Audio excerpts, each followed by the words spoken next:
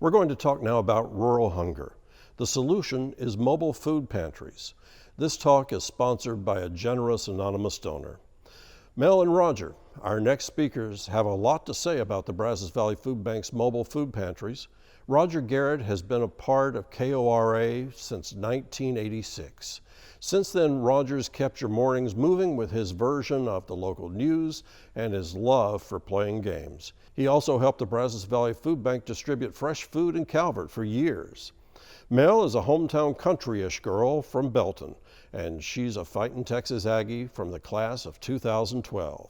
Hey, it's Roger and Mel from the Roger Morning Show at 98.3 KORA, and Mel and I are here to talk today about the Brazos Valley Food Bank. In fact, Mel has something right now. That's right. In the Brazos Valley, all of the counties are actually considered rural except for Brazos. So that includes Burleson, Grimes, Madison, Robertson, and Washington counties. The one fantastic thing about all these rural communities is the people. They're civic-minded, they're willing to volunteer, and ready to help. And my good buddy over here, Roger, has actually been at the forefront of that for a long time. It was a few years ago that I did a mobile produce pantry up in Robertson County, a little small town called Calvert. And it was quite an amazing experience for me, because when you hear the words mobile produce pantry, you don't really get the whole picture. The first thing that happens is you're bringing mostly produce, and I found out that this food was donated to the Brazos Valley Food Bank. It is some of the freshest produce you would ever find in a grocery store, so it is top quality food. But they also give more. That sometimes they give cakes and cookies as desserts. It's not always part of the pantry, but sometimes it is. Sometimes there will be big sacks of potatoes. Sometimes we would have soft drinks. At Christmas time, for some reason, we always got these hams that are brightly in the red aluminum wrap that we could give away as well. The people who are receiving the food on the other end is what I really want to talk to you about.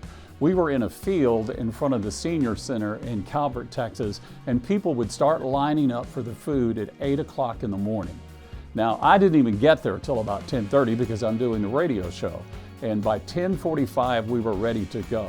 What that meant was between 8 and 10 o'clock, volunteers, people who came out of that line that were willing to help us, would go inside the senior center and get these very big, heavy folding tables, bring them out, set them up in the field. When the truck arrived from the food bank, it would drop all the food that we would be handing out on pallets. And we would break all of that open and set it up on those tables. So by 10:45, all of these people who had been standing there, we often had 100, 120 people waiting in line, could then come through and get the food that they came for. And who you saw in that line, the eyes, the people who love you because you came there and brought that. In the beginning, a little standoffish, but as you do it, the first and third Thursday is what we did of every month, you develop a relationship with people who will give you more than you give to them.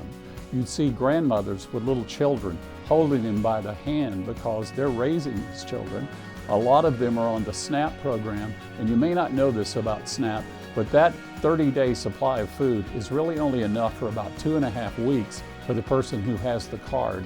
That means the last part of the month, the grandmother is going without food so that she can feed her grandchildren unless we do something like a mobile produce pantry. So after a while, we all kind of got to know each other. We would celebrate birthdays together. We would laugh together. Sometimes we'd say a prayer together if someone asked for that. And it turns out to be the most beautiful experience that you can imagine. I really recommend that you volunteer at a produce mobile pantry to see what it's all about. And if you can help this happen in a community near you, you'll never regret it. Logistically, mobile food pantries are perfect in a pandemic. They can still operate and get things done. With that being said, this is one of the special programs that needs your help with the Brazos Valley Food Bank. So donate today so that you can make a difference. Thank you, Mel and Roger, for helping us understand the barriers that rural communities face getting enough food and the right foods.